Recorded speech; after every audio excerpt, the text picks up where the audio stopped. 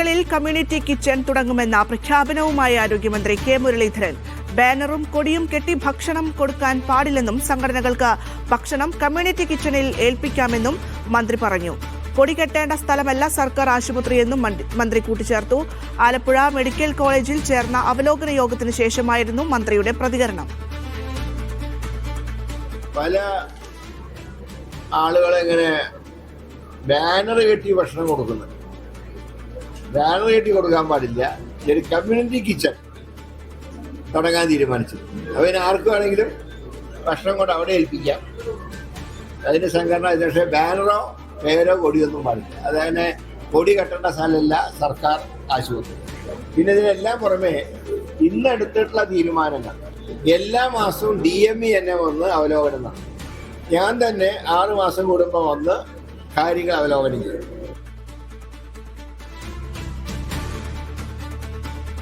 ജോസി ബാബു ചേരുന്നുണ്ട് വിശദാംശങ്ങളുമായി. ജോസി, ജി സുധാകരനാണ് ഈ വിവാദത്തിന് തുടക്കം കുറിക്കുന്നത്. അതായത് അദ്ദേഹം ഈ മെഡിക്കൽ കോളേജുകളിൽ ഭക്ഷണം വിതരണം ചെയ്യുന്നതിനെ കുറിച്ച് ആദ്യം ഒരു സംസാരം ഉണ്ടായിരുന്നു. പിന്നീട് അത് തിരുത്തുന്ന സാഹചര്യമൊക്കെ നമ്മൾ കണ്ടതാണ്. അതിനുശേഷമാണ് ഇത് വലിയ രീതിയിൽ ചർച്ചാ വിഷയമാകുന്നത്. ഇപ്പോഴിതാ കെ മുരളീധരൻ മറ്റൊരു കാര്യം കൂടി മുന്നോട്ട് വെക്കുന്നു. ഒരു കമ്മ്യൂണിറ്റി കിച്ചൺ ഉണ്ടാകും, അതിലേക്ക് വേണമെങ്കിൽ സംഘടനകൾക്ക് ഭക്ഷണം വിതരണം ചെയ്യാമെന്നുള്ളത്. ഇത് എത്രത്തോളം പ്രായോഗികമാകും ജോസി?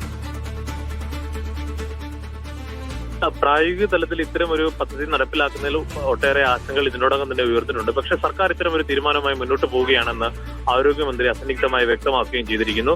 സർക്കാർ ആശുപത്രികളിൽ കമ്മ്യൂണിറ്റി കിച്ചൺ തുടങ്ങും. കൂടാതെ വിവിധ സംഘടനകളുടെ നേതൃത്വത്തിൽ കൊടിയും ബാനറും കെട്ടി ഈ ഭക്ഷണ വിതരണം നടത്തുന്ന നടപടികൾ, അത്തരം പ്രവൃത്തികൾ പൂർണ്ണമായും നിർത്തലാക്കാനാണ് സർക്കാർ തീരുമാനിച്ചിരിക്കുന്നതെന്നും കെ മുരളീധരൻ പറയുകയുണ്ടായി. പ്രത്യേകിച്ച് DYFI അടക്കമുള്ള വിവിധ സംഘടനകൾ സംസ്ഥാനത്തെ വിവിധ സർക്കാർ ആശുപത്രികളിൽ പൊതിച്ചോറടക്കമുള്ള വിതരണ പരിപാടികളുമായി മുന്നോട്ട് വരികയും അതിൽ ജി സുധാകരന്റെ പ്രതികരണം ഉൾപ്പെടെ ഇടയ്ക്ക് വിവാദമാവുകയും ചെയ്തിരുന്നു. ഇതിന്റെയൊക്കെ പശ്ചാത്തലത്തിലാണ് ഇത്തരം ഒരു പ്രതികരണം മന്ത്രിയുടെ ഭാഗത്തു നിന്നും ഉണ്ടായത്. കൂടാതെ ആശുപത്രികളിൽ സമഗ്രമായ മാറ്റം, പ്രത്യേകിച്ച് ആശുപത്രി വികസന സമിതികൾ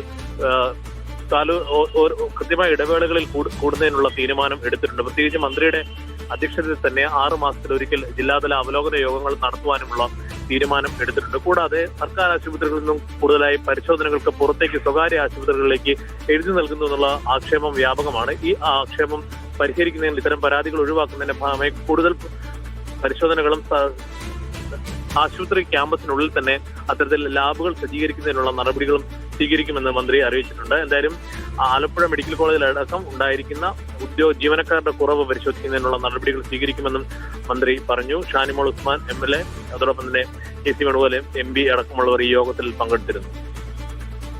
ജോസി, നേരത്തെ നമ്മൾ പറഞ്ഞത് തന്നെയാണ്. എന്തായാലും DYFIയും ഒപ്പം CH സെന്ററും ഒക്കെ നിരവധി ആളുകൾക്കാണ് ഒരു ദിവസം ഭക്ഷണം കൊടുക്കുന്നത്. ഒരുപക്ഷെ ഒരു 3000-ലധികം ആളുകൾക്കാണ് അവർ ഭക്ഷണം നൽകിക്കൊണ്ടിരിക്കുന്നത്. അതിൽ യാതൊരുവിധ സംശയവുമില്ല. ഈ പറയുന്നത് പോലെ തന്നെ DYFI പറയുന്നത് പോലെ തന്നെ എരിയുന്ന വയറിന്റെ മനസ്സ് നിറയ്ക്കുക എന്നൊരു ഉദ്ദേശം തന്നെയാണ് അവിടെ ഉള്ളത്.